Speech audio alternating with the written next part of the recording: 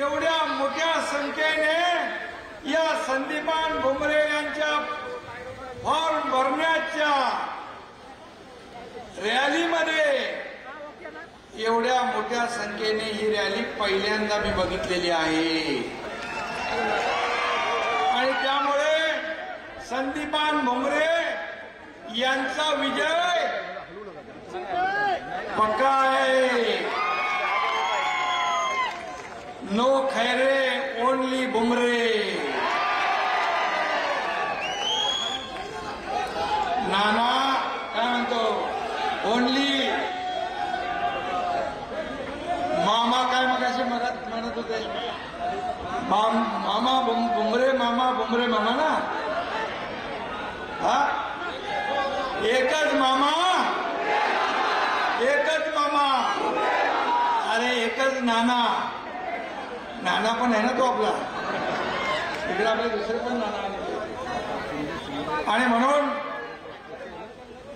आज इथल्या जनतेने नेहमी शिवसेनेवर प्रेम केलेला आहे. धनुष्य बाणावर प्रेम केलेला आहे.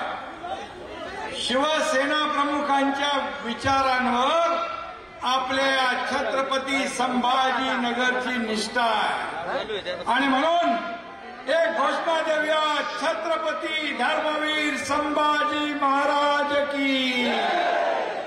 धर्मवीर संभाजी महाराज की.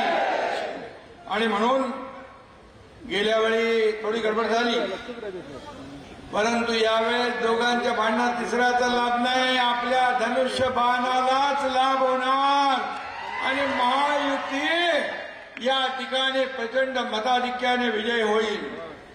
खरं म्हणजे ही लढाई जी आहे ही निवडणूक फक्त संदीपान भुमरे यांची नाही. ही निवडणूक फक्त संभाजीनगरची नाही. ही निवडणूक आपल्या देशाच्या विकासाची आहे. या देशाच्या प्रगतीची आहे आणि आदरणीय प्रधानमंत्री नरेंद्र मोदी यांना तिसऱ्यांदा प्रधानमंत्री बनवण्याची आहे. अरे जय श्रीराम. अयोध्येमध्ये राम मंदिर बनणार की नाही असे लोक टिंगल करत होते. मंदिर वही बनाएंगे तारीख नहीं बताएंगे. मोदीजींनी मंदिर पण बांधलं तारीख पण सांगितली उद्घाटन पण केलं आणि म्हणून या देशाला पुढे न्यायचं असेल या देशाची प्रगती करायची असेल या देशाचा विकास करायचा असेल तर आपल्याला कोण पाहिजे.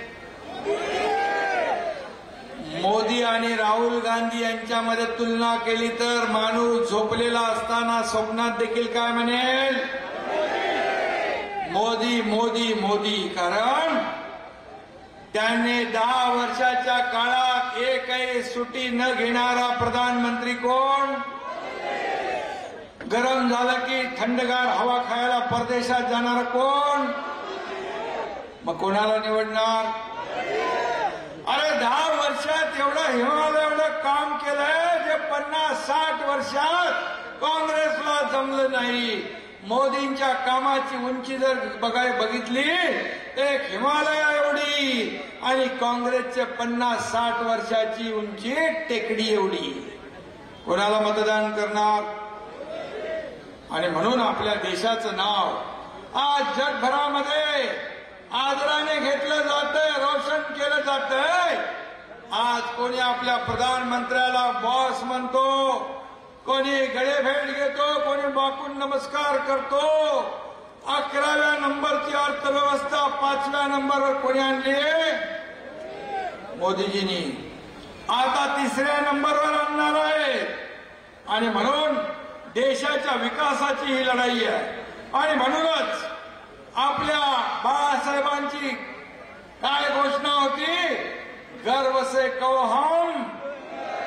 आणि म्हणून एकच विचार एकच पुकार आणि हिंदुत्वाचा जय जयकार या संभाजीनगरमध्ये घुमघुमल्याशिवाय राहणार नाही.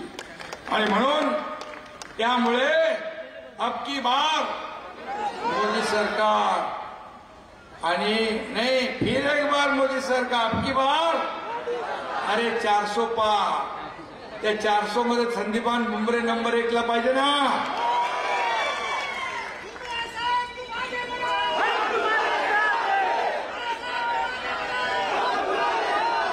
आणि म्हणून